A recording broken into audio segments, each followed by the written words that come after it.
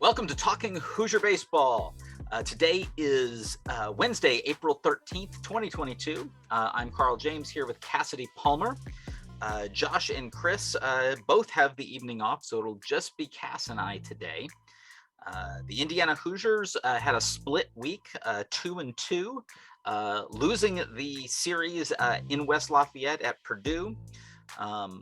They lost the Friday game by a 2 touchdowns and a field goal, 17-0. Then doubleheader on Sunday. Sorry, that was on Saturday. Schedule yes. Changes.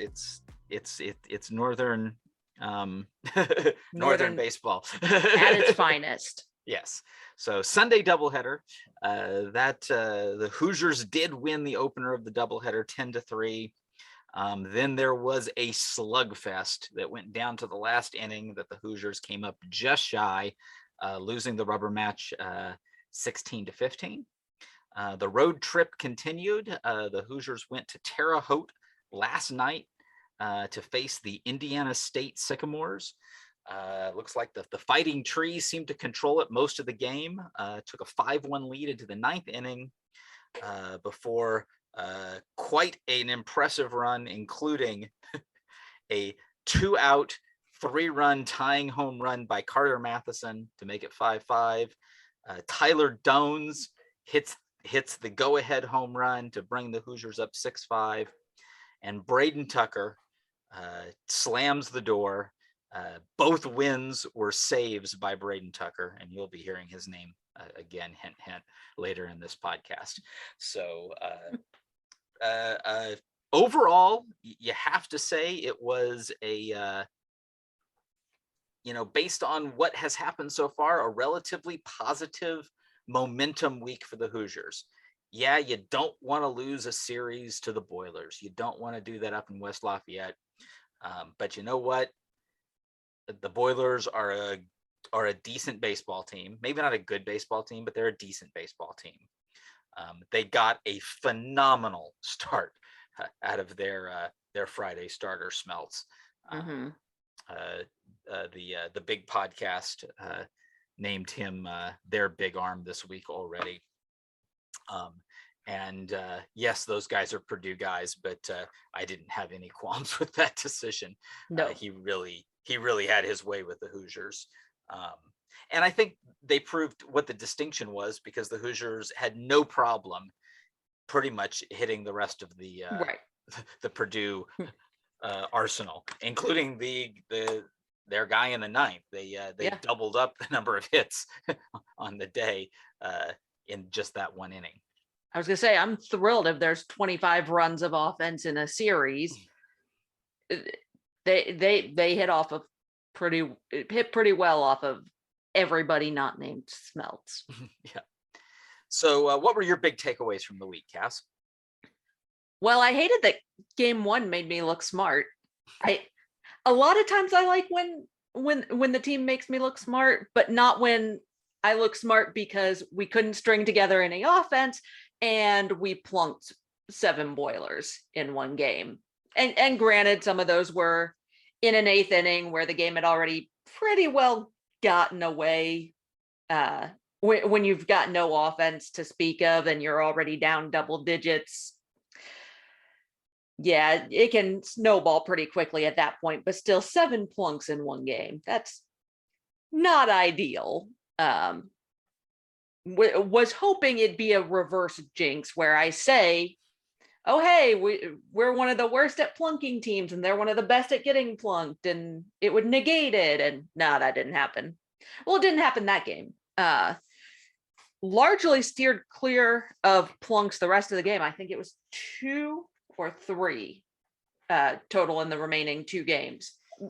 If there are only 2 or 3 plunks in 2 games, I'm thrilled. That is not an issue whatsoever. Yep.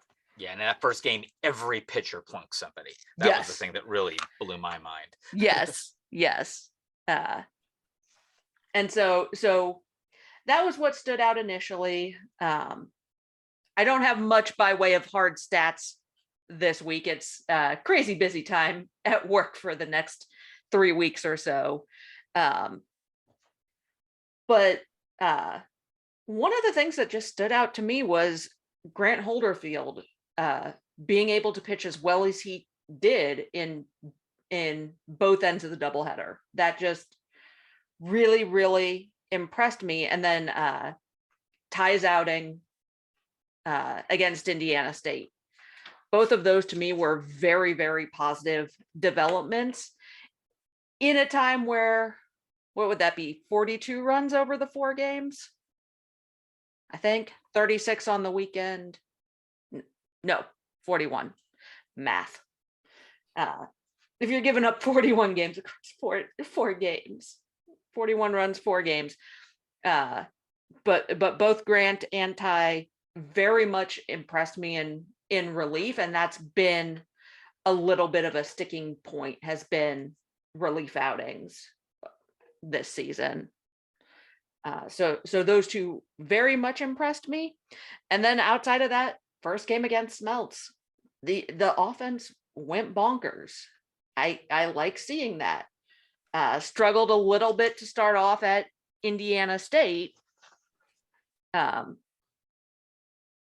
But even then, there was a little shuffling of the lineup a little bit. You had Carter getting a little bit of a rest day. That can throw some things off.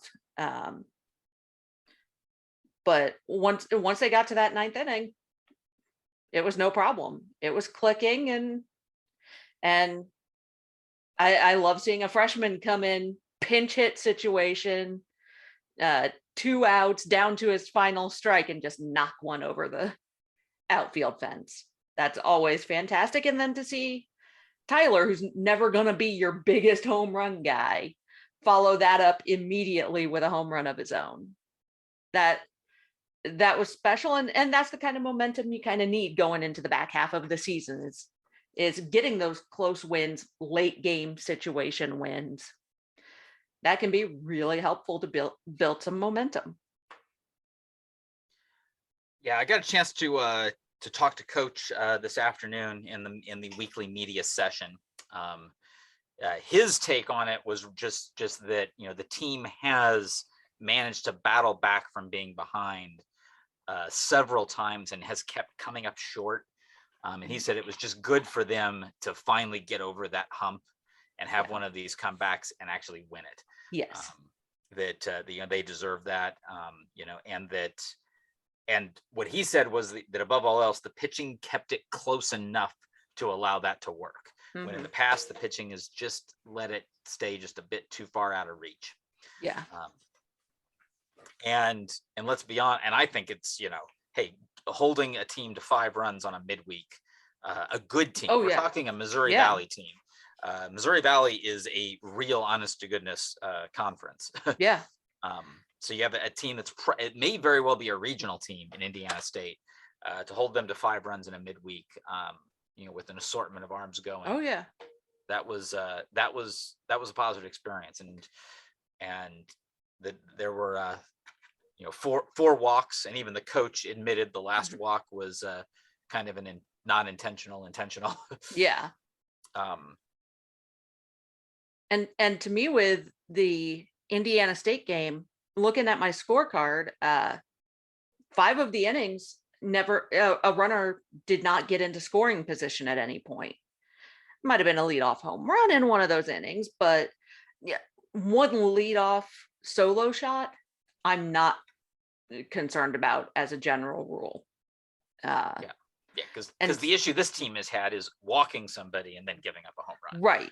And in that first inning, the runner in scoring position was a bit of a mystery. I think the wind was doing stuff out there in the outfield at Terre Haute. It's always pretty windy there, and the wind never picks one direction there. Because even their guys had a couple of misreads that they were able to just correct on. But there was a pretty big misread in the outfield that led to technically a triple, because it's never going to be counted as an error. And he was stranded there, 1 out triple, and he was left. That to me was honestly one of the biggest moments, because that has been an issue of if a runner gets into scoring position, it's not always good. And there's been multiple ways they've gotten into scoring position. It just seems Yeah. like they get a runner on first with zero or one outs. That runner usually finds their way into scoring position Yeah. and then usually finds home plate. And it's just tough. It's tough to compete when that has been so consistent. And in fact, that was Dones in the third inning. I love scoring runs with no hits. I mean, I love hits. You're much more likely to score runs when you get hits. But with Dones getting the leadoff walk, stealing the base, putting the pressure on, getting to third on a wild pitch, and then pressure's off Ceruto, pretty much just put it in play somewhere, and that's a run. And that's exactly what he did. Yep. And that can really make a big difference. Well, And it was so- nice to just flip that script because Yes. The Hoosiers got out hit 10-4 and won the game, Yes. as opposed to the game before in which the Hoosiers out hit Purdue 22-15. Out 7 more hits and lost the game. I'm still just hung up on the 15 runs and lost the game. Yeah. That one, like, honestly, that game for me was more frustrating than the 17-0. Well, Like the thing that. is the 17-0. The game was over going into Yeah. the 8th inning. Yeah. So 10 of those runs scored in an inning when it was like, okay, we're going to give these 3 pitchers who, for various reasons, have been struggling an opportunity to see if they can just collect some outs. Yeah. And in the end, they all gave up runs, and one of them did actually manage to collect some outs. So, yeah.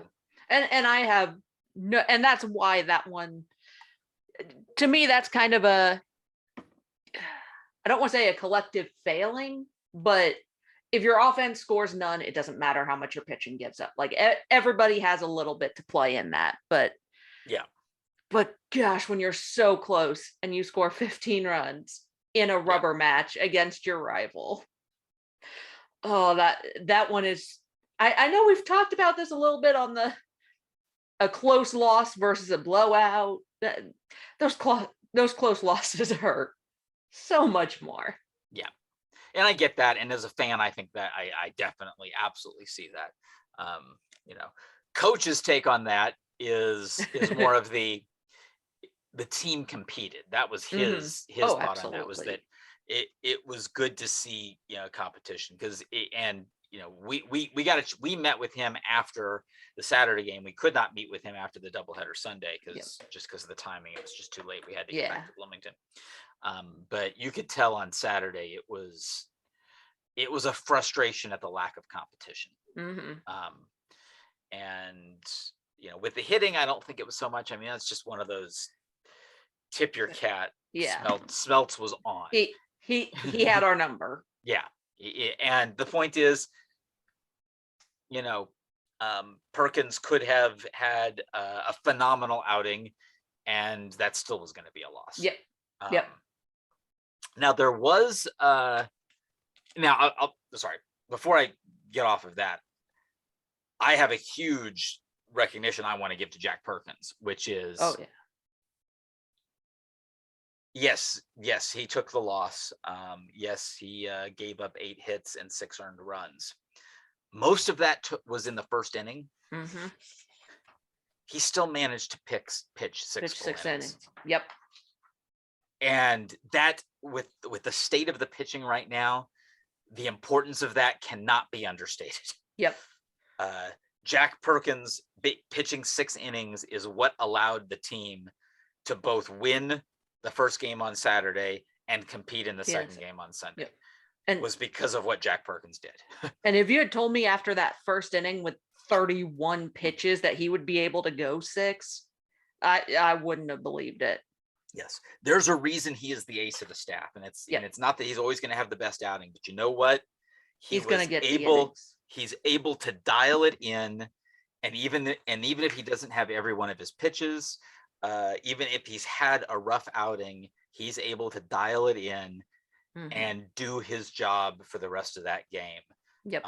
And throw 106 pitches, throw 6 innings, and be and compete and put it in the position to where those key arms did not have to throw on Saturday. And Holderfield and Tucker were able, when Bremer was only able to go, the point is they were able to make a decision that, you know what, I mean, they probably, if that game had gotten out of hand, they may have pushed Bremer to pitch a bit more to just try to eat innings. But they were able to say, you know what, right now, for competitive reasons, going to Holderfield here makes sense. Yeah. And they were able to do that in the 5th inning, and then still be able to finish up with Tucker to pitch 3 innings and get that save. So, and to me, honestly, with Perkins, what stood out to me is even after that rough start, he had his best inning in the 5th inning. Like, that's kind of nuts at that point. I mean, he was 80 plus innings or 80 plus pitches at that point going into the 5th inning, and he still had his easily his best inning of the outing that inning. Like, what he's got at the beginning, he's got at the end, which is real important.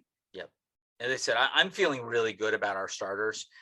There was a very interesting announcement made at the media session today, which is a change up to the to the starting rotation for this coming weekend.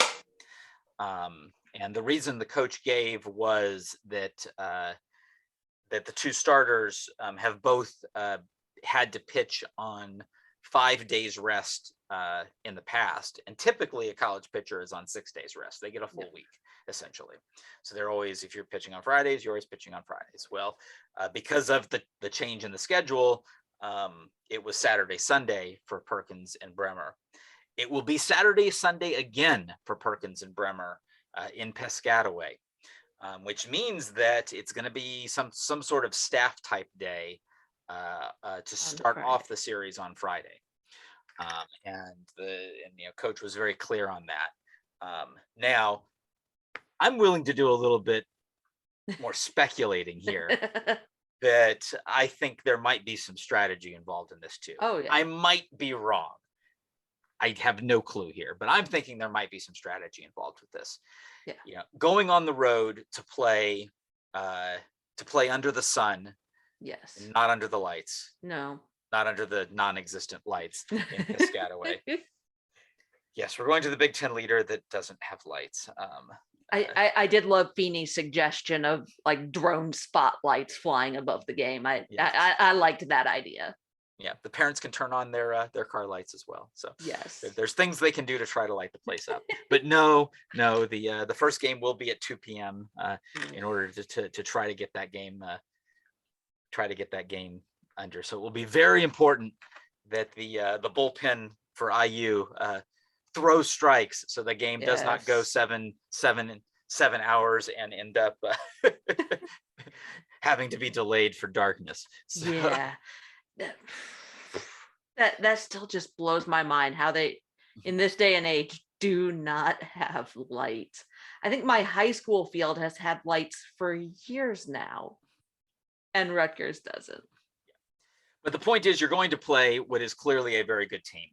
Yes. So I think from a strategy perspective, what are you looking for?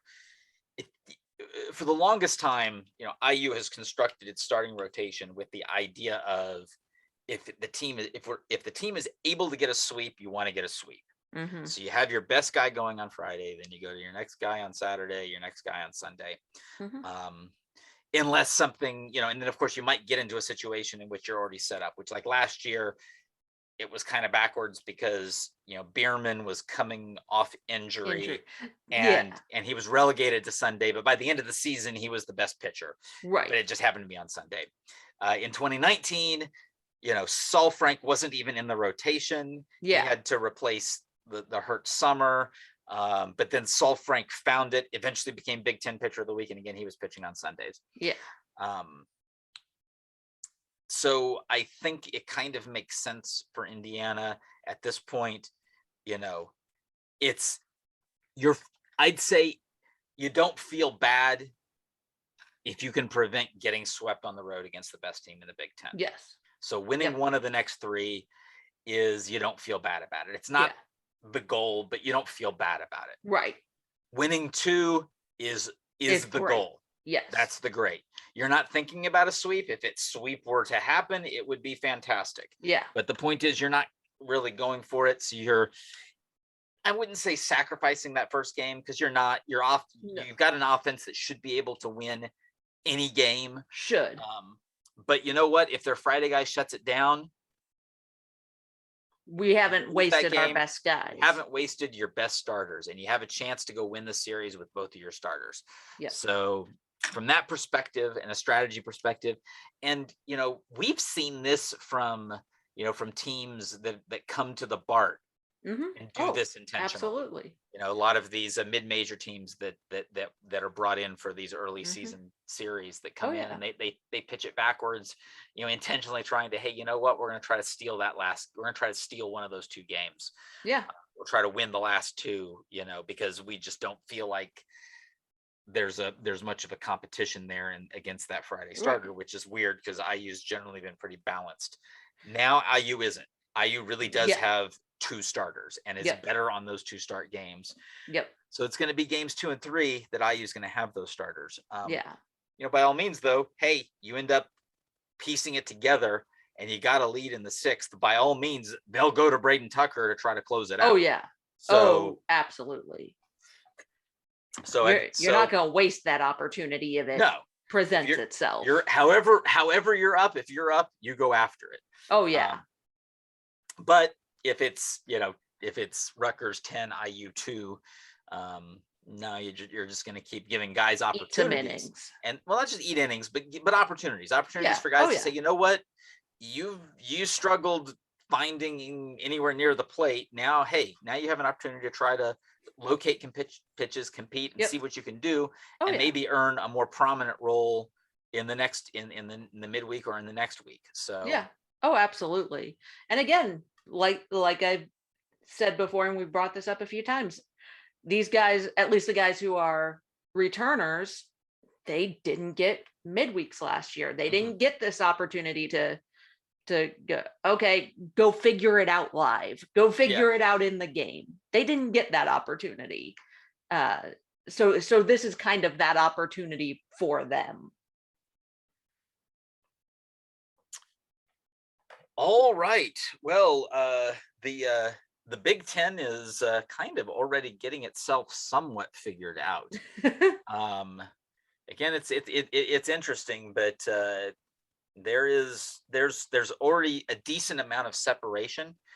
Clearly not what a lot of people expected. No one really expected that Rutgers would be the class of the league right now. Nope. But there is no denying they're the class of the league right now. And in fact, yes, I think RPI wise, Maryland is still the best team. They are. Yes, they are. They're tied for 3rd at 4-2 in the league right now. But they played 2 series, one against Penn State, one against Minnesota. I'm sorry, the Big Ten champion should have swept one of those series. Oh yeah. I'm sorry. I would be really concerned for Maryland right now not having swept one of those series. Yep. Yeah, I get losing one of those games, but that they should be 5-1 right now. Yes. Agreed. While Rutgers has gone and swept 2 series, including the 2nd year in a row going to Lincoln and sweeping Nebraska. Loud. I don't care what state Nebraska is in right now. That is loud. Yes. And Indiana's got its hands full going to Piscataway. Absolutely. Illinois, I mean, I said this a couple weeks ago. On paper, Illinois looked really strong. And now it's 7-2 in the league. That's including a series win over Iowa. That is really impressive. So I know we're looking at Rutgers and Maryland as kind of the class of the league, but Illinois is not far off. Don't sleep at Illinois. Northwestern, interesting story. They look decent against IU, but again, as we know, IU's been struggling, so I don't really find IU to be the test there. Yeah. I think to some degree, IU is being dismissed at this point, as even as a team competing for a top 8. I think that is way too early to be saying. Mhm. You know, how IU deploys its pitching during the weekend, as these roles begin to figure it out. I think it's huge what Ty Bothwell has done in his last 3 outings. Yes. You can't understate that. I mean, it's big. Indiana needs to have guys who are able. IU doesn't need great pitching. No. IU needs competitive pitching. Yes. And consistently competitive pitching. I just want consistent. Yeah. Well, I don't want consistently bad. But... that is true. Yeah. Yeah. But even just consistent, decent pitching. It does not have to. Our offense is at a point we don't need the phenomenal pitching that we've had for years and years, and we've needed at times for years and years. This offense doesn't need that. Yeah. Eliminate the free bases. Yep. Throw fastballs, as coach said, throw fastballs to both sides of the plate and be able to somewhat land your off-speed stuff. If you can do that, keep the hitters somewhat off balance. Yes, they're going to get a couple big hits here and there, but try to scatter those hits as much as possible. Yep. Try to limit the runs, to that, 5 to 6 range, and give the offense an opportunity like they did against Indiana State to go win some baseball games. And in most of these cases, and then I've made that point a bunch of times in our group, and even Chris is sort of, oh, well, they just got lucky there at the late innings. That was the point that Chris made, and I can make this since he's not here to refute me right now. That I'm sorry, it's not how I saw it. I think this offense, does figure it out and does manage to do some pretty impressive things, and boy, did they. Mm-hmm. And then, pulling the right strings, getting the right guys in place. And that was huge, coach going to the guy who had that struggle to end the game on Sunday, and goes right back at him in a pinch hit roll. And then Carter Matheson hits that amazing 3-run jack. So. Yes. And that's what so much of this season, when you're starting anywhere from 7 to 8 new guys in starting roles on the field, when you that means you're over the lineup is also kind of needing some figuring out, and you lose all of your rotation. Like this is very much the plug in, see how it goes. Okay, shuffle this around. Okay, now see how it goes. That's really what this season is, because they're all new. Yeah. Well, I don't think there's any coincidence that 2 of the teams suffering the most in the Big Ten are Indiana and Ohio State. Yeah. Both teams lost their entire rotations to the draft. Yep. So that and and for Indiana, though, it's the second time it's happened in the last 3 years. Yep. It's not that it just happened last year. It happened 2 years before that. Uh-huh. Yep. And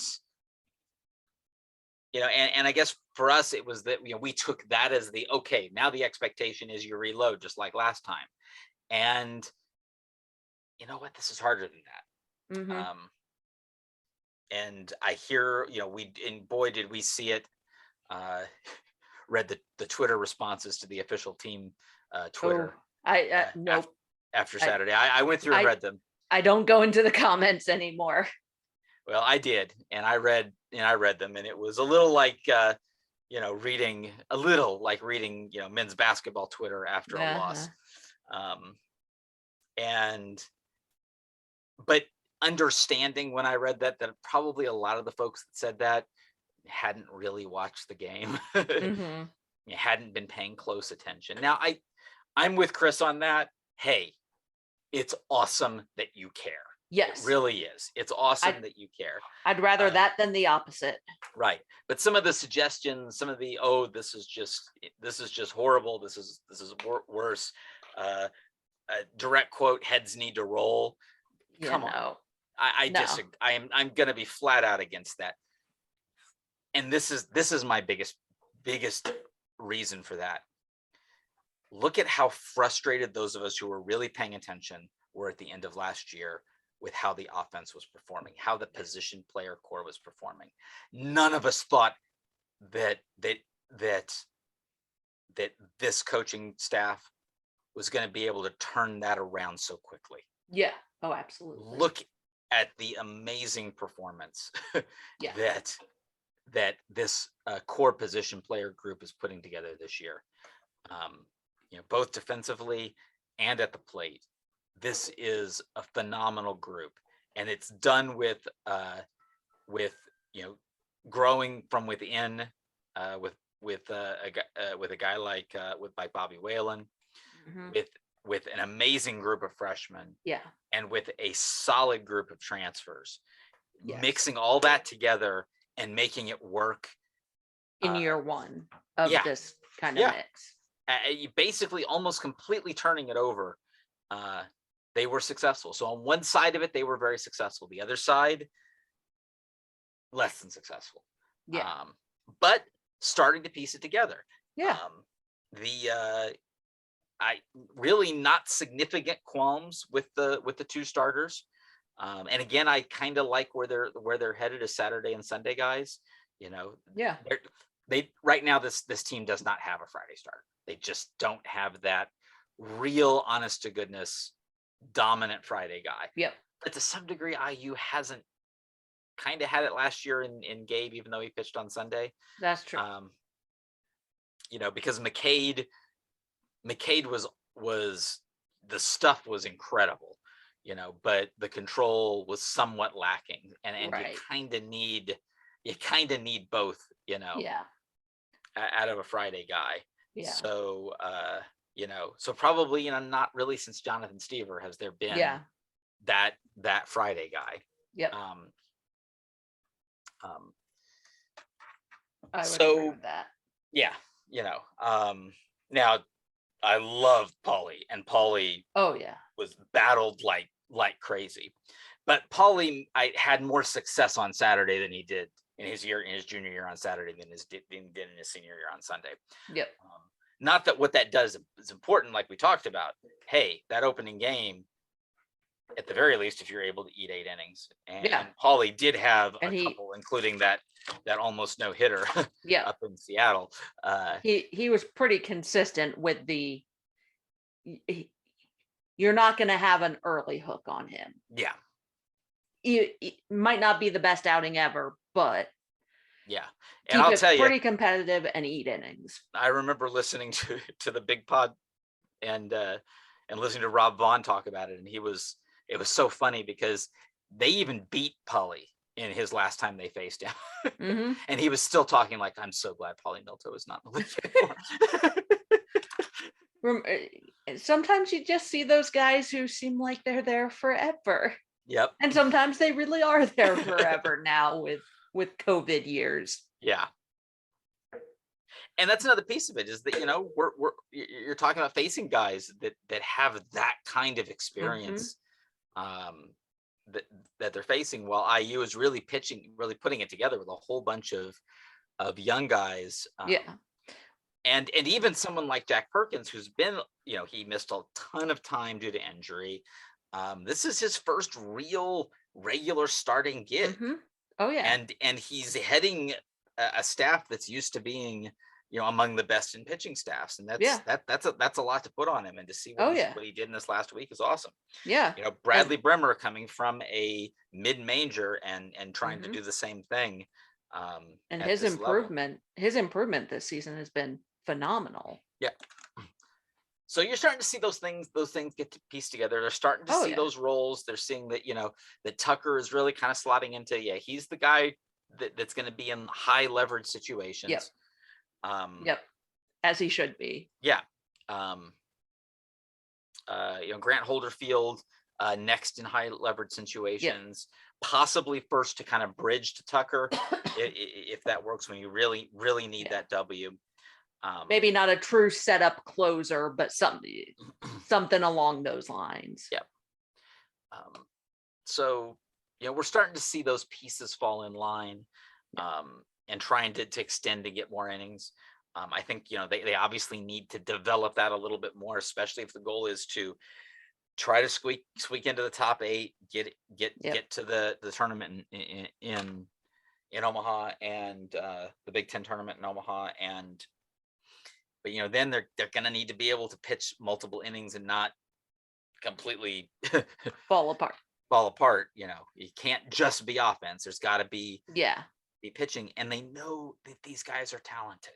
Oh yeah. And that they've just got to be able to execute pitch location. I don't. Yep. I'm clearly not an expert in I don't think any of us are. No. But so the questions of why is location such a consistent problem for so many of these guys? I don't know. I don't know what's causing that. And it's not just one guy either. No, it isn't. But you can tell they're very aware that is the issue. Yes. And they they are addressing it, and we're seeing gradual improvement. Yeah. You're seeing each guy, each week, another guy take a step forward. And I think this past week, it was Ty Bothwell. Absolutely. Talking about about 6 innings or so worth that he was able to throw solid innings when he wasn't able to produce one much before that. So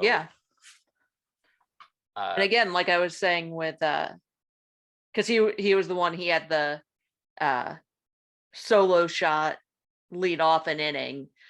That honestly doesn't bug me. That's really the only hard hit he gave up. He gave up 2 other hits, and they were kind of bloop singles. Like, I will take one leadoff home run. Like, he missed 1 pitch over the entirety of his outing on Tuesday. Like, that does not bother me. And that was at a ballpark where, at least based on what the commentators were saying, wind was a factor. It was a fairly batter friendly ballpark. Yeah. At least that night. Yeah. And again, I don't mind a mistake, especially a mistake for a hit. Yeah. What we want to see is the sudden, rolling for a little bit and then all of a sudden can't throw the ball anywhere near the strike zone. Yep. And what's interesting is that actually happened to Grant Holderfield at one point. Yes. In the 6th inning in the first game on Sunday, and I asked Coach about that today. And he got he walked the guy, then got to a 2-ball count, throwing pitches nowhere near the zone. And Philip Glasser called time, went to the mound, had a conversation with him, and then Grant ended up striking that guy out. So that was huge to see. And once we get everything posted, you'll be able to see what Coach said about that, which I thought was pretty special. Well, I was also impressed with his coming in with runner on 2nd and 3rd and just 1 out the inning prior, and okay, I'll get you to line into a double play. Now, granted, that was a very good play on Doanes's part, but to have that kind of composure as a freshman, like the fact that we're talking about Grant as a high leverage situation pitcher as a freshman, that says the world to me. No, and it is, and he's gonna be a stud for this program. Oh, he is absolutely. Cool. All right, well, let's we've got a couple weekly items that we need to get to. Our Big Ten pick'em. It continues to be the Cass and Josh show. They are in the lead at 9-4. They just keep rolling here. I've got everybody's picks but yours, Cass. So I'm going to put you on the spot and have you go first. Okay, let me pull them up and not just the live RPI. So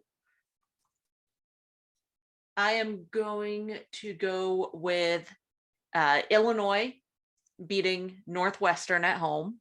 Okay.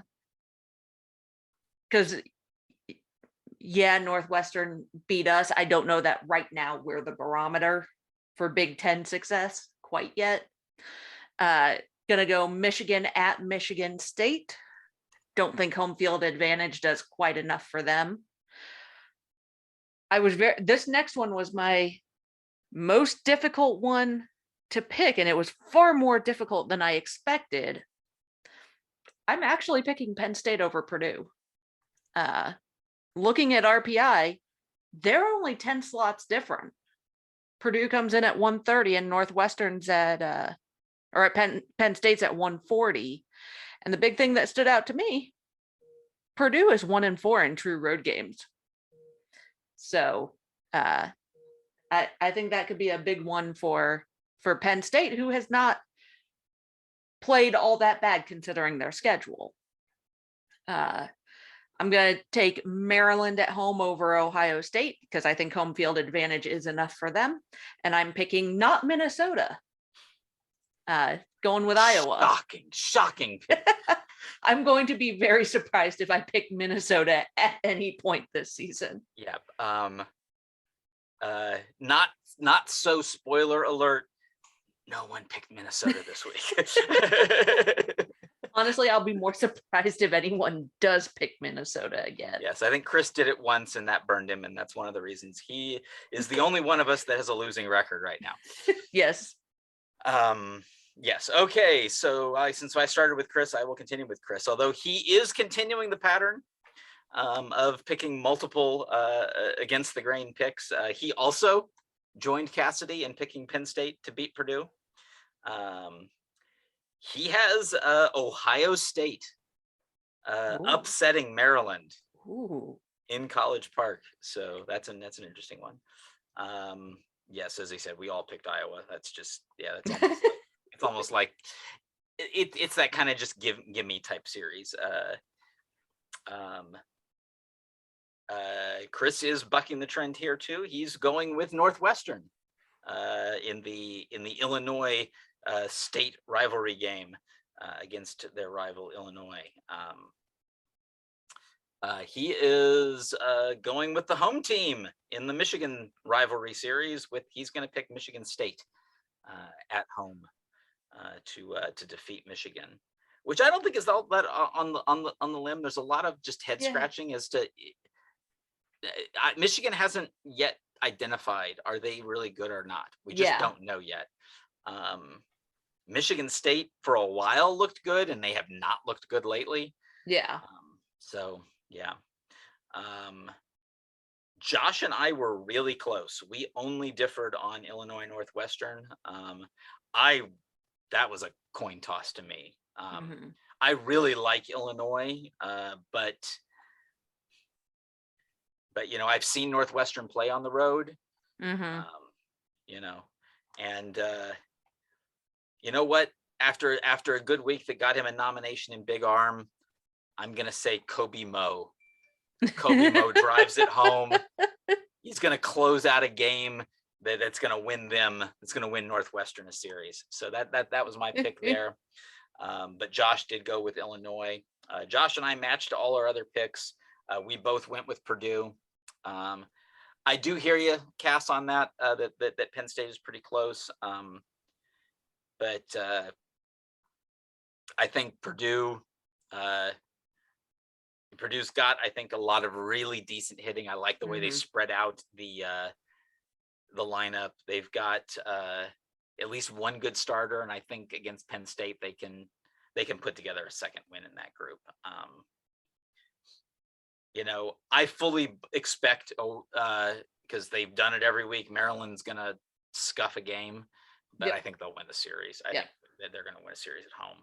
I'm not even gonna discuss Minnesota at Iowa. Minnesota used to be good. I just don't get that. And they were always consistently decent at the minimum. Yeah. It's kind of depressing for the league. Kind of, it'd be kind of like, it'd be kind of like, LSU being really bad in the SEC. Yeah. Yeah. Like Mizzou level bad in the Right. SEC. Yeah. You just don't, that's just not something you think should happen. And that's kind of Right. where we are with Minnesota, and it's kind of depressing. I kind of agonized on Michigan State too, but I'm going to stick to the script and pick Michigan. So that they will, I don't think Michigan State's playing all that well right now. So this is not Yeah. a time I'm going to pick kind of an upset. So that does mean we all pick differently, which is Again. nice. I think we actually had a match last week. You and Josh, I think, Yeah. picked the same last week. So Yeah. that's if why not, that's why you both are tied. Yeah. Which let me see here. You have, I guess you could still come out that way with multiple things going differently. So yeah, that'll be interesting to see how that all pops out. Maybe it'll be that Chris finally catches up. That he goes Everything 5-0, breaks his way. and yeah, and it all breaks his way. So it'll be interesting to see how that comes up. And I did my typical thing, which is I went mostly across the predicted board with one pick, and so far I've split those. So Yep. I mostly go by the live RPI and with a few tweaks here and there. Yep. Honestly, the thing that surprised me the most, I used just one slot down from Purdue as of now in the RPI. Well, beating Indiana State That on the helped. road is loud. Yeah. Indiana State, lots of. I mean, Indiana's improved, just gone 2-2 against two teams that are, well, they're both over like 667, right? I believe so. Yeah. So I mean, that's in RPI, half of the statistic is just your opponent's win-loss record. So playing those 4 games against teams that have won that many baseball games has been right there, was huge. They were all road games. Yep. So even going 2-2 is actually going 2.8 and 1.4. Yep. So those stats really help. Yes, and that jumped at least yesterday jumped the RPI 23 spots. Yeah. So yeah, that was a huge RPI game. Yes. Obviously we know IU's got a lot still to prove. Yep.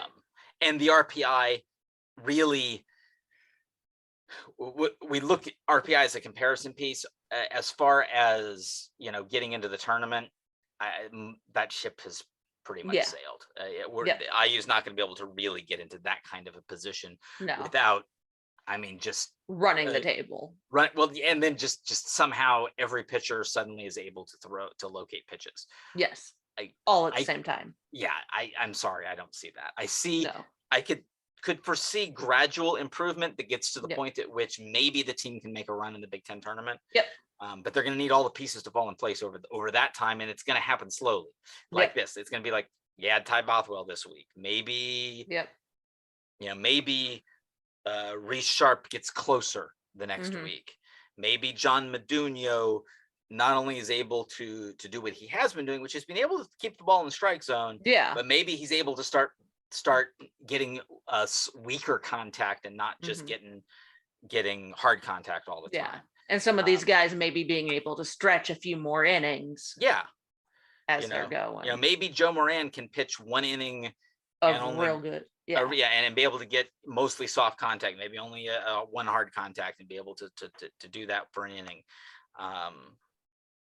And as he continues to come out of develop from his injury, maybe David Platt becomes more of what was expected of him before the injury. Maybe that develops. I'm not saying it will, but all those things are legitimate possibilities. Yep. And if they all happen at once, hey, just about anything's possible with this offense. Right. Exactly. This is not a situation where you need, look at the 2013 team. Yeah. That pitching staff was not, you had 2 fantastic starters in Sleggers and Donato, but a lot of it was just what they got guys who weren't perfect but battled, like Wilcourse and Carr, that gave that phenomenal offense an opportunity to score enough runs to win. Yep. And that's all we're asking for out of this pitching staff. Yep. Not 36 runs in a weekend. Yep. All right. Well, Chris has given to me his picks for the red belts, so I'm gonna get to that. And it was some pretty solid performances. I'm gonna start with the Tony Butler Award, which is gonna go to Tyler Dones, who in that big win managed to almost single-handedly have a couple of key double plays that were just some phenomenal plays, including that just brilliant awareness play where he managed to tag the guy and throw the next guy out. Yep. And you brought that up, Cass. It was just that pitching staff needs those double plays so badly. Yes. And quite frankly, this has been an area of opportunity for this team. Yeah.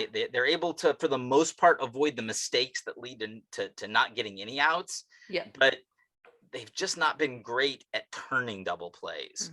So Tyler found a different way to do it this time, and managed to get multiple times get 2 outs and get these innings over with, get the offense back up to the plate. So Tyler Dones for the Tony Butler Award. For the Alex Dickerson Award, Sam Morrison. Again, you can't think these are not expectations. This is not a name you thought to be hearing. Oh my goodness, what he had a fun day on Sunday fun. in 2 games. In his first 4 at bats, he gets RBIs. A home run in both games. Yep. Oh, man was just absolutely on fire. What a great performance from Sam. So yes, Alex Dickerson Award goes to Sam. And then the Joey Donato Award, as I said, I told you we were coming back to him. 2 saves, the saves in both weeks, just absolutely fierce, dialed in, 4 innings of work. Braden Tucker, just huge. Not absolutely perfect, but you know what? The dude battled. He kept his wits about him. He battled. He finished both games. Pitched with emotion without being emotional. Exactly.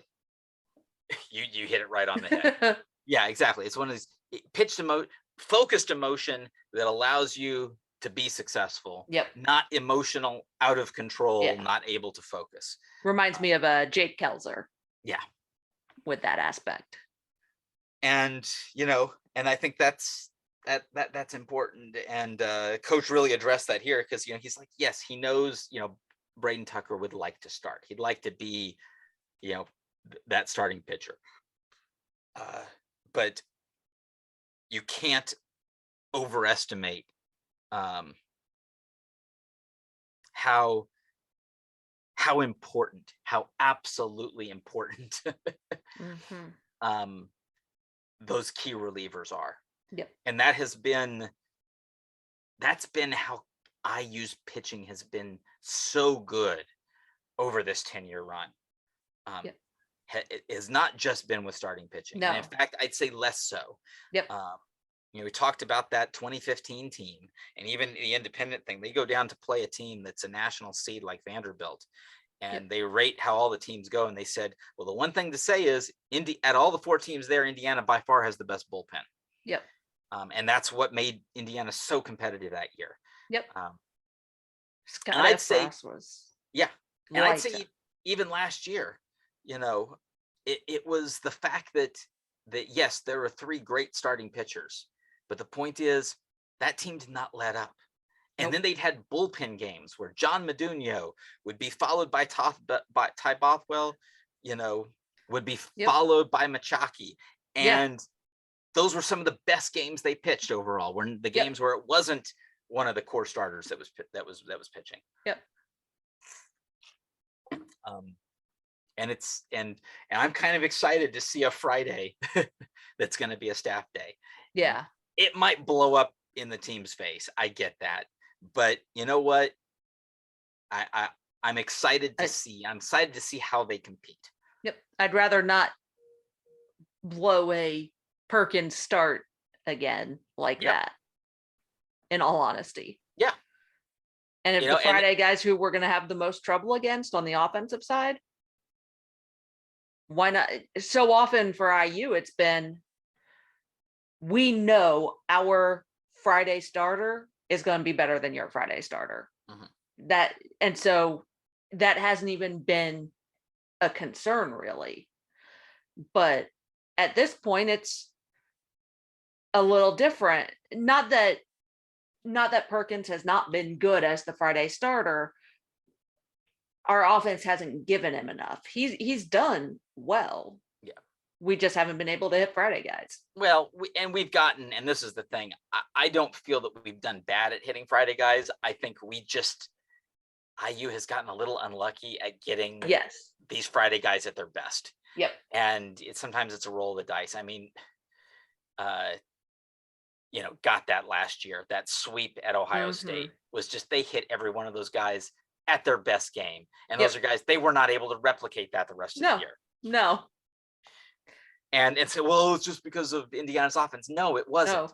They were locating pitches they could not locate the rest of the year. No. Sometimes that's going to happen. You're going to have days like that. And you know what? Jack Perkins is going to have a day in which he's going to locate all of his pitches and he's going to have that absolutely dominant performance. It's going to happen. Oh, absolutely. So, and it goes the same way. I mean, same thing. Gabe Bierman had his against Nebraska last year. Beat the Big Ten champion. Yep. Pretty much single-handedly. Yeah. Because that was the day he had everything working for him. So you're gonna see that from all teams, and I think IU's just been a little unlucky that they've gotten that from a few different guys so far. Yeah, and I think the proof in that in the Purdue series was last week, in that was the only time it happened. The rest of the weekend, Indiana bats just got all over them. Yeah. And statistically, their other starter was actually a little bit better. Right. For the year. So sometimes it's just a straight matchup. Yeah. In college, that earned run average number, we lean on it a lot, can be very deceptive in college. Absolutely. Because these are young guys, they're going to have a bad outing. Yep. And sometimes that bad outing is really ugly. And given the low number of innings these guys pitch, it can massively distort their numbers. Yep. So ERA is not a number I would spend a ton of time with. Yeah. And to some degree it can be deceptive too. I think on the other end, for example, last season, IU was phenomenal in ERA. Yes. And a lot of that dealt with how deep that pitching staff was. That if a guy showed just a sign, he doesn't have all his pitches, he was out of there. Yep. He wasn't out there to get lit up. While you look at this year and like, oh my goodness, the ERA is so much worse. It's the worst it's been since, in all the time that IU has tracked. And I actually had someone say that at this point, that since IU has tracked the ERA, this is the worst season the team's had. But a lot of that really deals with the fact that the depth isn't there. Yep. And they are trying to compete. So there are times when it's like, well, if we're trying to compete for a series, like on Friday, you get to an 8th inning, you're down by 7 runs. You've got a starter that has completely shut you down. Yeah, you feel your offense can do something, but probably 8 runs in 1 inning is probably way too tall an ask when you're trying to win a series. You want to save that pitching, and you want to give guys an opportunity to find it. Like, here you go. And they ran 3 guys out there that didn't have it. Yep. And you kind of leave them out there. It's like, get some outs. Well, like, one guy couldn't get out. They put another guy, couldn't get an out. But another guy, he gives up a lot of runs, but he does at least get outs. Yeah. All of their ERAs are through the roof right now. Oh, yeah. And the team ERA is through the roof right now. But you know what? IU was not going to win that game before that inning. No. There was no chance IU was going to win that game before that inning. Nope. So those extra 10 runs didn't mean anything. Right. And they end up losing the series in the last game by 1 run. Yep. On the road. Yep. Against a 20+ win team. Yep. So you know what? I sorry, that part doesn't doesn't bother me. Now, giving up 16 runs when the team scored 15. That part. Yeah, that part rubs us a little the wrong way. But and if it were anybody but Purdue, but Purdue has won over 20 games for a reason. Yes, Yep. It's not the greatest competition, but you know what? They have won that many games. Yep. They've got some really good hitters on that team. Yeah. And the thing is, you don't pitch them perfect, they're gonna hurt you. Yep. That's just part of it. You don't want to give up quite as many of the free bases as we're giving up. I think that's No. something the team needs to continue to improve on. And I feel they're heading in that direction. And as I said, talking about the difference in offense from last year to this year, they're capable of it. This coaching staff can make the adjustments. And yes, a lot of the adjustments we're talking about are going to have to be between seasons. Yeah. But they've already shown as a program they know how to do this. Mhm. So while this season may not be what we want, look at how much this team relies on freshmen. Yep. And Yep. they've got another great class coming in. This program is in perfectly good shape. Yep. Down seasons happen. Yes, there may be a few of the absolute elite teams in the SEC where they don't happen. And even then, where quite frankly, they overcommit and they Yep. bring in 60 guys. Yep. This is IU is a development focused under Jeff Mercer is a development focused organization. Yep. Even when they've had the ability to oversign with COVID, they've not really brought more than 40 guys that are really expected to play. Yep. And the idea there is they know that with 3 paid coaches, there's only so much development they can do. And Yep. their focus is on developing guys. Yep. So yeah, that's gonna leave an opportunity that if a good chunk of the pitching staff doesn't have it, that might put you in a tough situation. Yep. But they're going to be able to make adjustments to it, just like they did with the offense last year. Yep. These are good guys. Dustin Glant, his history is too solid. His time at Ball State, his work in the Yankees, it's too solid. This isn't because there was a poor coaching hire. No. I don't No. at all believe that. Nope. This is a good group of coaches, and they're gonna do great things with this program. I was describing it to a friend as essentially whatever the opposite of a perfect storm is, that's what it's been for the pitching in particular so far this season. Just kind of no one thing is the cause of the issues. It's kind of just a little bit of everything going on. And yes, we would have loved to have Josh and Chris, but actually it's the lousy weather tonight that has caused them to both have work issues. So they're kind of stuck doing stuff with work tonight because of the various weather issues that we are having in the Midwest this week, which we as baseball fans are all well too familiar with. Uh-huh. But hopefully we'll try to get the whole gang back together next week, although we might be a little later than usual, given that we have 2 midweeks next week. So we may not be able to record until later in the week. So we'll get more into that once we have all that nailed down. For Cassady Palmer, I'm Carl James, and also for Chris Feeney and Josh Bennett. And it's the road trip is still the road. The road continues. It's going to be a little while, but at some point the Hoosiers will be back in Bloomington, and at that point we will see you at the bar.